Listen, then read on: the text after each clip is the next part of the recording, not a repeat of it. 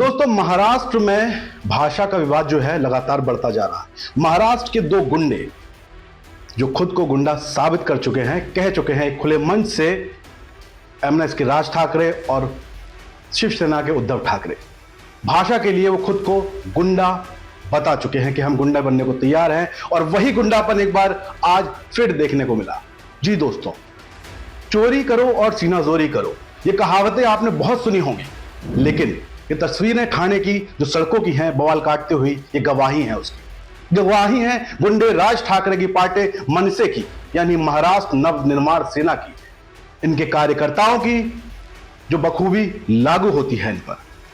कैसे इनको जानेंगे? पहले इन तस्वीरों को देखिए, उसके बाद उस तस्वीर को भी देखिए जिसमें मनसे कार्यकर्ता बिहार से आए एक मिठाई वाले को, दुकानदार को थप्पड़ मार रहे हैं। क्यों? क्योंकि उसे मराठी बोलना नहीं आता। क्योंकि इनका हक है, इनका कहना है कि आपको महाराष्ट्र में रहना तो मराठी बोलना पड़ेगा। इनके आका कहते हैं कि मराठी के लिए हम गुंडे हैं, महाराष्ट्र में रहना है तो मराठी बोलना ही पड़ेगी। ये कहां का न्याय है दोस्तों? मराठी कंपल्सरी हो गया है। तुम क्या बोले? क्यों मराठी बोलेगा? अरे मार खाएगा भाई। क्यों मराठी बोलने का मतलब? ऑफिस में आए थे, मंदिर आने का हमको नहीं मालूम है कभी कंपल्सरी हुआ। आज आपने क्या बोला? क्या बोला आपको? मराठी आपको क्या बोला? आप इधर नहीं बोल रहे मेरे को।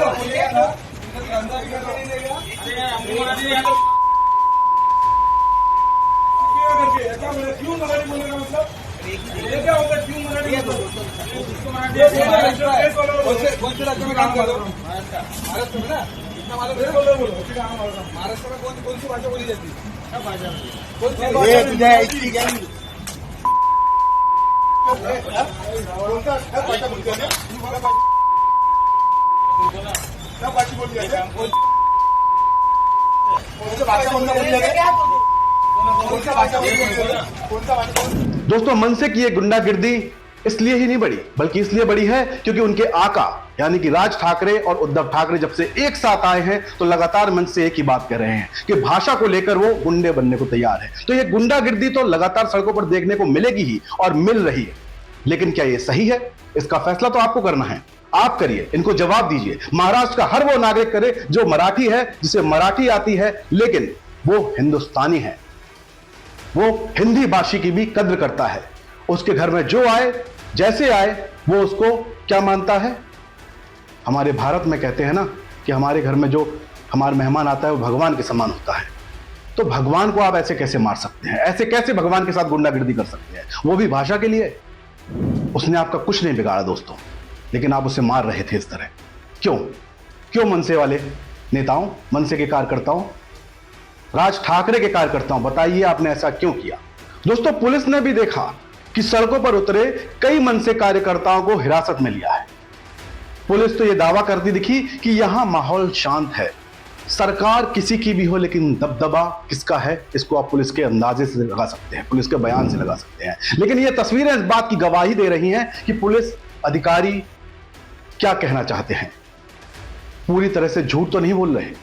आपको क्या लगता है दोस्तों, क्या इससे उद्धव ठाकरे और राज ठाकरे की जो सियासत है वो फिर से वापस आ सकेगी? क्या उद्धव ठाकरे कभी बाला साहेब जैसा चलवा बरकरार कर पाएंगे? क्योंकि जहां तक मेरी जानकारी है दोस्तों, बाला साहब ने अपने पूरी जिंदगी में कभी हिंदी भाषियों का इतना अपमान नहीं किया। उन्होंने महाराष्ट्र में आए हर प्रदेश के नागरिक का स्वागत किया, उसे जगह दी, उसके साथ जुड़े, और कई तरह के लोग बाला साहब के साथ जुड़े।